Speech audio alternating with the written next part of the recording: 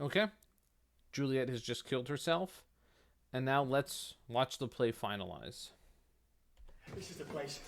There, where the torch doth burn. The ground is bloody. Search about the churchyard. Go, some of you. Whoever you find, attach. Pitiful sight. Here lies the Canty slain, and Juliet bleeding. Warm and newly dead, who here hath lain this 2 days buried. Go, tell the prince, run to the Capulets, raise up the Montagues, some other search. So he's like, what the heck is going on?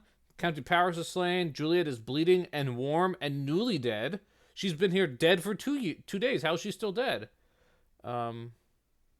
Yeah, so they're gonna like figure out what happened, like a CSI Verona. We see the ground whereon these woes do lie, but the true ground of all these piteous woes we cannot without circumstance descry. Here's Romeo. So we can't figure out what's happened. So we need to do that. Man, we found him in the churchyard. Hold him in safety till the prince come hither. Here is a friar that trembles, sighs, and weeps. We took this mattock and this spade from him as he was coming from this churchyard side. A great Look, a great suspicion. Look at this friar. He's really suspicious. He had digging tools. Stay the friar too. What misadventure is so early up that calls our person from our morning rest? Also, another thing about the friar. He was so afraid of getting caught and being in trouble. What wound up happening? He got caught. And he could have saved Juliet if he didn't. He could have wrestled, a half awake 13-year-old, a knife out of a half awake 13-year-old's arms. He could have done that, but no, he left. So in a way, all of the guilt is on him. All right, let's continue. What should it be that is so shrieked abroad? Oh, the people in the street cried Romeo, some Juliet and some Paris, and all run with open outcry toward our monument. So, wait, what's going on? People are just screaming Romeo and Paris and Juliet and something about this place. And the prince says, What fear is this which startles in your ears? Sovereign, here lies the County Paris slain, and Romeo dead and Juliet dead before, warm and new killed. So, just a summary of what he had already said. Search. Seek! And know how this foul murder comes.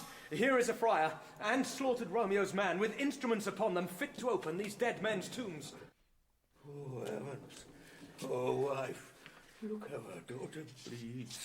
This dagger hath mistain, for lo, his house is empty on the back of Montague, and it missheathed in my daughter's bosom. Oh me, this sight of death is as a bell that warns my old age to a sepulchre.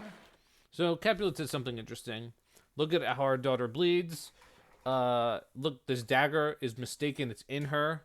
The house of Montague is on the back. So this is a Montague dagger sheathed in my daughter's bosom, her chest.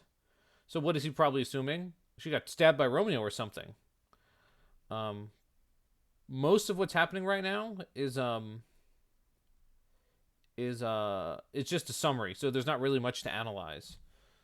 And then Montague enters, Romeo's dad. Come, Montague. For thou art early up to see thy son and heir more early down. That's like a bad pun. You are early up to see your son early down. You're up early to see Romeo's death early in his life. Yeah, that's a bad pun. Now Montague. My liege, my wife is dead tonight. Grief of my son's exile hath stopped her breath. What further woe conspires against mine age? He's like, wait, what is this? What further woe is conspiring against me? What sorrows are being added? Because my wife is also dead tonight. Grief, overwhelmed her and killed her. Another person has died because of the tragedy. So let's, make a list in our head of everyone that's died. So besides probably some Capulet and Montague street thugs, like ground level troops, Mercutio, Tybalt, Paris, Romeo, Juliet, Mrs. Montague. It's like half of the named characters in the play. Okay. Look, and thou shalt see. Oh, thou untaught, what manners is in this to press before thy father to a grave? Seal up the mouth of outrage for a while till we can clear these ambiguities and know their spring, their head, their true descent. So yeah, be quiet for a little bit till we clear these ambiguities, these uncertain things. We know their spring, their head, their true descent, like the spring, where they come from, like a water spring. And then will I be general of your woes and lead you even to death.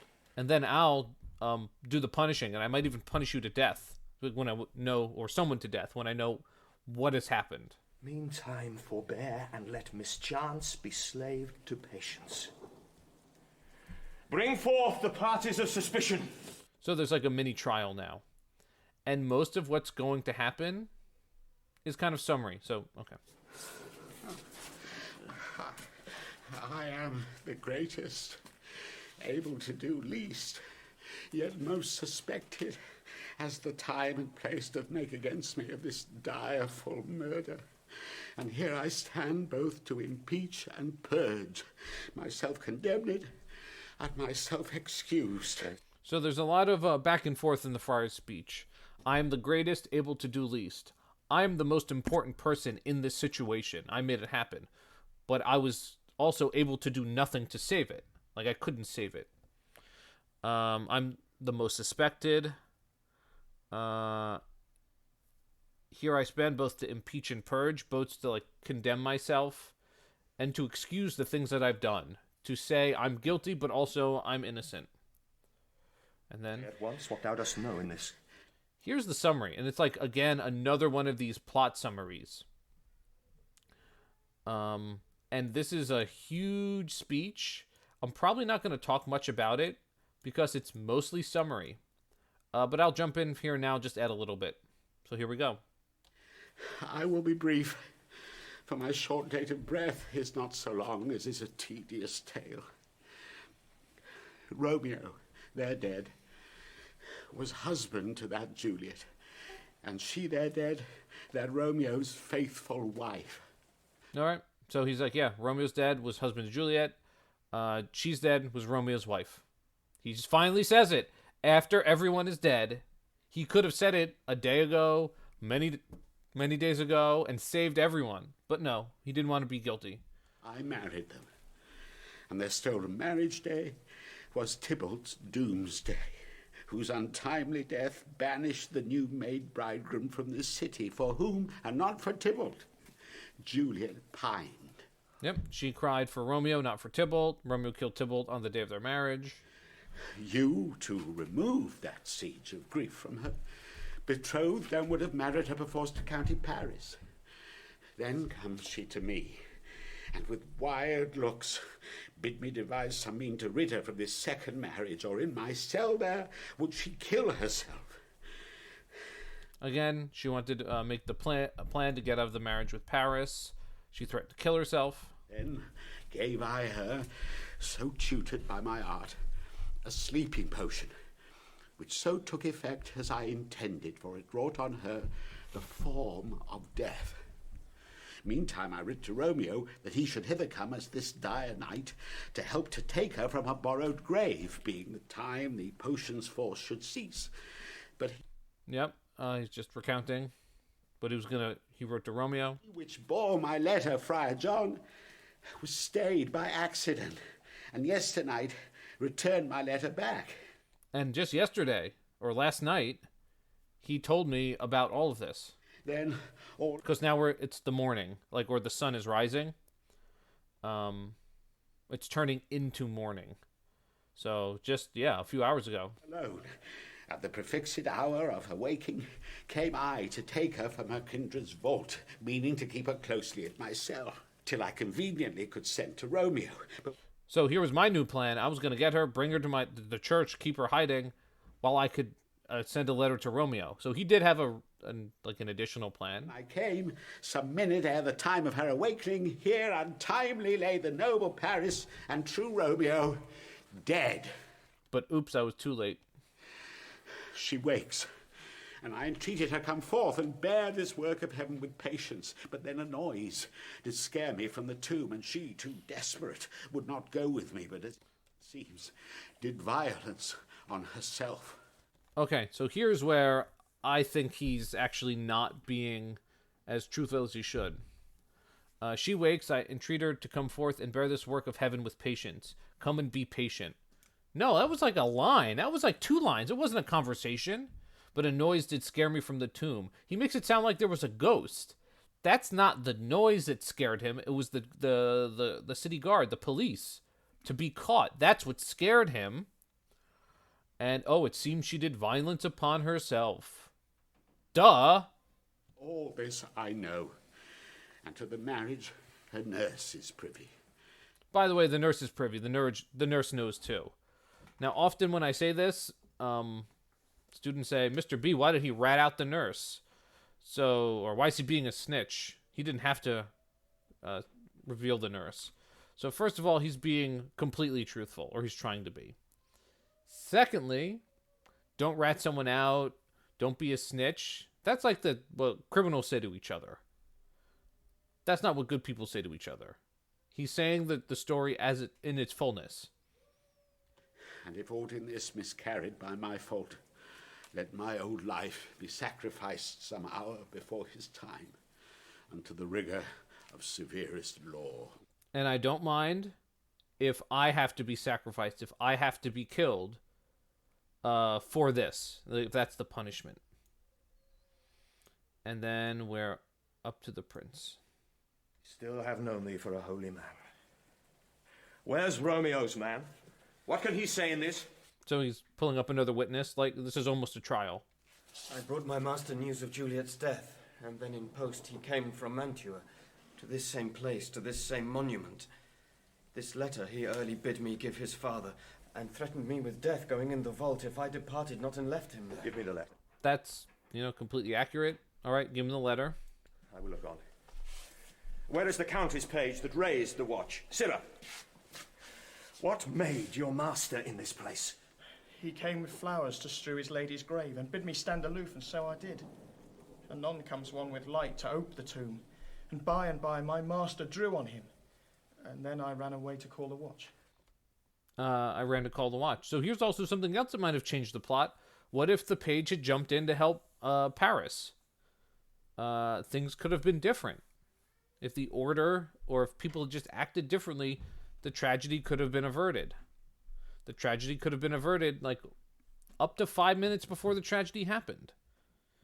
Okay, so the friar, as the page is talking, he's reading the letter, and now he responds. This letter doth make good the friar's words, their course of love, the tidings of her death. And here he writes, that he did buy a poison of a poor apothecary, and therewithal came to this vault to die, and lie with Juliet. Yep, the letter's right about the friar, but he also bought poison to lie with Juliet. Where be these enemies? Capulet, Montague, see what a scourge is laid upon your hate, that heaven finds means to kill your joys with love. And I, for winking at your discords too, have lost a brace of kinsmen. So those 4 lines are totally worth looking at deeply. See what a scourge is laid upon your hate. See what, like, a blight or a curse or something really negative is laid upon your hate, the hate for your 2 families. That heaven finds mean to kill your joys with love. Now it seems like a paradox. Kill your joys with love. Your children were the joys of your life. They were killed. Why? Because they loved each other. And what did this? Heaven, fate, chance, destiny, luck, kind of all the same thing. So he's saying, yeah, this wasn't just people acting. This was like something, fate intervening. And I, for winking at your discords too, I looked the other way at this feud between your families, have lost a brace of kinsmen. I've lost kin. I've lost family. And then the next 3 lines, I think, are the summary for the whole play.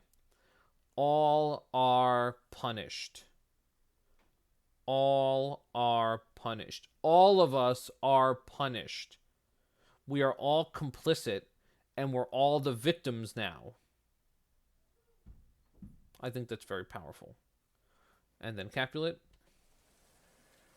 All are punished. Oh, brother Montague, give me thy hand.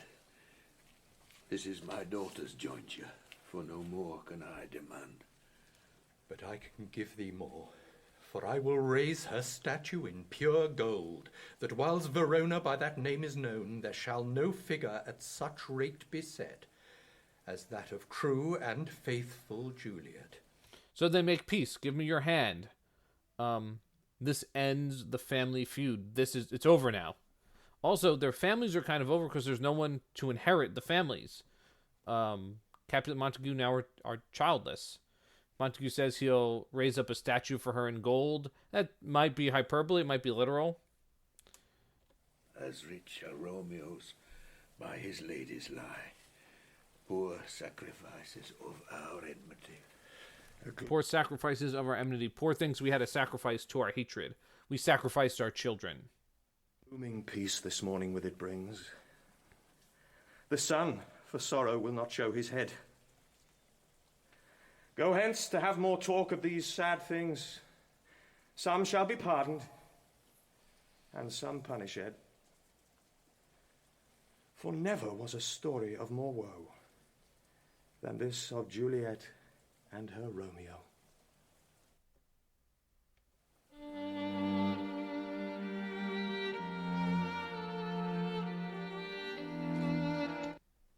And that's the end. Okay. So he ends with, go, we'll have more talks of these tidings. So it's day, but the sun won't show. So it's like a grayness.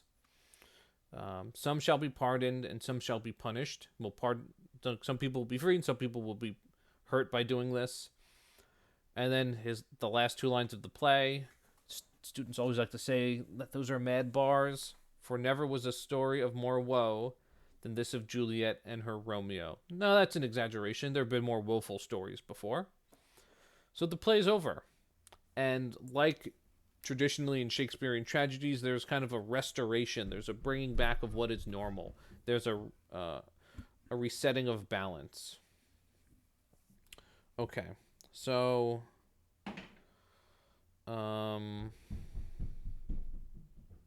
let's talk.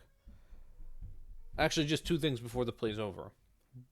More, I guess, maybe three. One, this is maybe the only Shakespeare play where fate, chance, fate, destiny has just as much to do with the main character's downfall as their actions. It is hugely their actions in this play, but there's also the stuff they couldn't control. Fate, destiny, chance. All the other tragedies are mostly character-based with a little bit of fate, chance, destiny, but this one there's way more fate, chance, destiny. Okay. Two, there's a theory about this play or about the characters that the love and Juliet had was so powerful. It like went beyond life and humanity. It was like this soul kind of thing, and it couldn't. And their love was so powerful and pure, they couldn't contain it, but also the world couldn't contain it, and it had to burn out in the world. That's interesting. But yeah. And the final thing. Let's go all the way back to the beginning of the play and reread that chorus. Or reread the prologue to just see kind of what happened. How well it did at predicting. So let's time travel. There we go. Two households, both alike in dignity. In fair Verona, where we're last seen. All right, two rich households. We're in Verona. From ancient grudge, ancient feud, to new mutiny, to new bad things. Where civil blood makes civil hands unclean, where the citizens' hands become red with blood and they commit crimes or bad things. From forth the fatal loins of these two foes. Loins are reproductive organs. They're fatal, like there will be death of these two foes. A pair of star-crossed lovers take their life. Star-crossed, he says, destiny, fate made this happen. Made them at least fall in love. They take their life. Whose misadventurous pities overthrows, doth with their death bury their parents' strife. Their death buries, ends the parents' strife, the parents' feud. Their death marked love, continuance of their parents' rage, which but their child's end naught could remove. Nothing could remove their rage but their child's end. Interesting. I'm going to take the perspective that it didn't have to be like this. It didn't have to be a tragedy. It could have been the fairy tale of Romeo and Juliet or the love story of Romeo and Juliet, not the tragedy of Romeo and Juliet. But tragedy is what happens when people overwhelmingly keep not doing the right thing. And that's the end of the play. I hope you enjoyed it.